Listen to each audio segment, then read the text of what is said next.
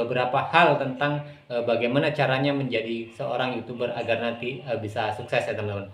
Yang pertama, tentunya ketika kita akan merancang ataupun mengkonsep sebuah permasalahan tidak terkecuali tentang YouTube ini sendiri ya teman-teman. Jadi seorang konten kreator kita harus mempunyai suatu tujuan. Nah, tujuan kita apa ya teman-teman?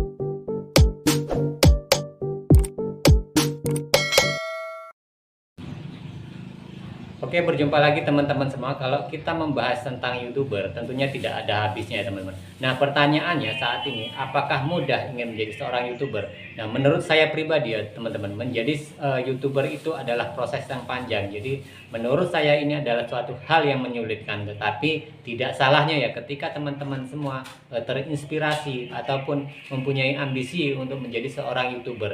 Nah, dengan itu ya teman-teman, tentunya semua itu punya langkah-langkah yang tepat agar nantinya ketika kita menjadi seorang YouTuber itu tidak sia-sia. Oke teman-teman, kita bahas beberapa hal tentang bagaimana caranya menjadi seorang YouTuber agar nanti bisa sukses ya teman-teman.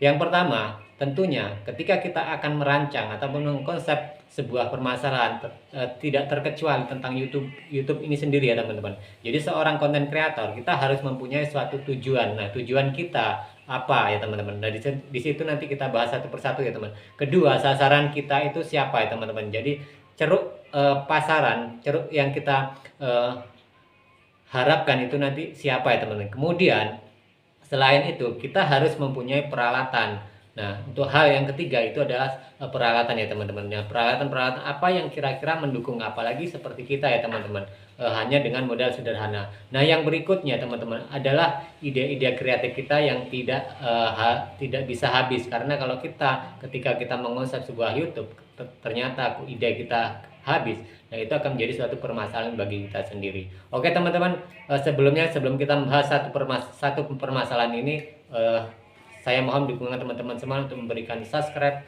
like, dan komen bila ada masukan, dan share jika ini bermanfaat. Nah teman-teman, hal pertama yang kita konsep dalam sebuah ketika kita ingin menjadi seorang YouTuber, yaitu pertama tujuan kita. Nah, tujuan kita ya teman-teman ketika menjadi seorang YouTuber itu apa? Apakah yang pertama untuk menghasilkan uang, ataukah itu hanya sekedar bersenang-senang, ataupun kita mencari sebuah hiburan, atau memang kita membantu orang-orang di sekeliling kita dengan cara membuat konten. Jadi sehingga kita menjadi seorang konten kreator. Nah, ini ya tujuan harus kita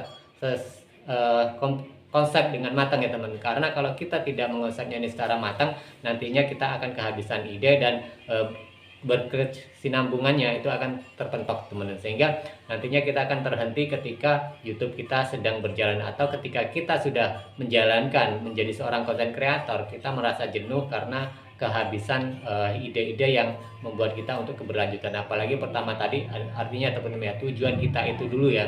Jadi tujuan kita itu ketika kita membuat YouTube itu untuk apa dulu. Nah, ini segera teman-teman konsep seperti itu, dan bagaimana caranya nanti agar ini bisa berkelanjutan. Dan oke, yang kedua teman-teman adalah ceruk pasar ya, artinya marketing ataupun market kita yang kita arah itu siapa. Kalau kita sudah punya tujuan, kalau upamanya ternyata kita membuat YouTube ataupun menjadi seorang konten kreator atau YouTuber ya teman-teman, adalah tujuannya uang, tentunya kita harus punya ide-ide yang cemerlang ya. Tentunya kita harus inovasi karena sasaran kita harus tepat, karena bagaimana caranya orang-orang membutuhkan konten kita ataupun konten yang kita buat itu secara tidak langsung ya teman-teman, itu mengundang banyak sekali orang, berbagai kalangan itu menggemari konten kita, sehingga mereka memang membutuhkan itu, sehingga nantinya view kita itu semakin banyak dan kita bisa menghasilkan uang dari konten kita itu, karena memang tujuan kalau memang tujuan kita itu adalah untuk mencari uang tadi ya teman-teman. Dan yang berikutnya ya teman-teman adalah peralatan yang kita gunakan. Nah, contohnya saya sendiri teman-teman, ketika membuat YouTube, menjadi seorang YouTuber itu dengan peralatan yang pas-pasan. Nah, seperti inilah yang kita harus menyesuaikan teman-teman, karena kalau kita memang dari awal ketika tidak memiliki modal yang cukup. Artinya secara, karena tidak dipungkiri ya teman-teman, ketika kita membuat konten itu harus membutuhkan modal, baik itu kita contoh kecilnya sebagai tutorial apa yang akan kita buat kan seperti itu.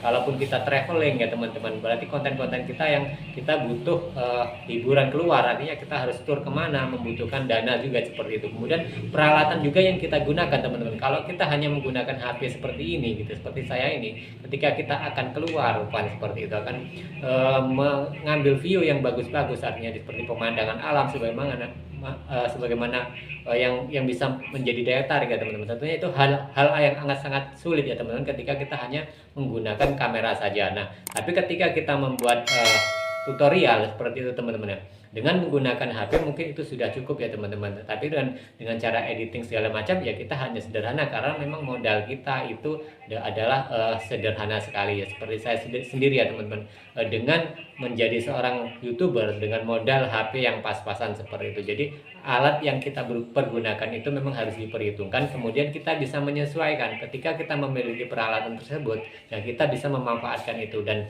ya mungkin kalau bagi teman-teman yang memang punya modal ya teman-teman, sudah menyiapkan modal besar di situ, oke, tidak masalah. Bagi kita teman-teman yang kita hanya modalkan pas-pasan, ya kita memang harus benar-benar bisa memanfaatkan itu dan menyesuaikan konten apa yang bisa kita garap di YouTube kita. Kemudian yang berikutnya ya teman-teman, tentunya kita harus mempunyai ide-ide yang cemerlang, artinya kita tidak kehabisan ya, tidak kehabisan konsep-konsep setelah kita tadi punya tujuan tadi, kemudian kita punya market, kemudian kita peralatan sudah mendukung, otomatis ini bersinambungan ya teman-teman. Yang terakhir itu adalah bagaimana cara kita itu menumbuhkan selalu ide-ide. Makanya ketika kita akan membuat suatu konten, tetapi konten ini tidak terhenti di tengah jalan, bahkan ini bersinambungan, entah itu tutorial, entah itu vlog ya teman-teman, entah itu hiburan. Nah, jadi berkesinambungan sampai kapanpun, karena bentuk dari YouTube ini adalah jangka panjang ya teman. Tidak bisa kita ditarget dalam waktu sangat singkat ya. Ada mungkin teman-teman yang memang sudah nekat membuat konten, kemudian dengan waktu singkat mereka meledak, tetapi itu kan tidak segampang itu juga ya teman-teman. Ternyata setelah saya amati juga teman-teman, banyak sekali konten kreator yang berhenti di setengah jalan ya teman-teman, karena mengalami hal-hal yang yang tidak diharapkan ya teman. Karena ternyata kadang kita berpikir bahwa menjadi seorang YouTuber itu sangatlah mudah, ternyata setelah kita melangkah, setelah kita berjalan, itu tidak semudah yang kita harapkan.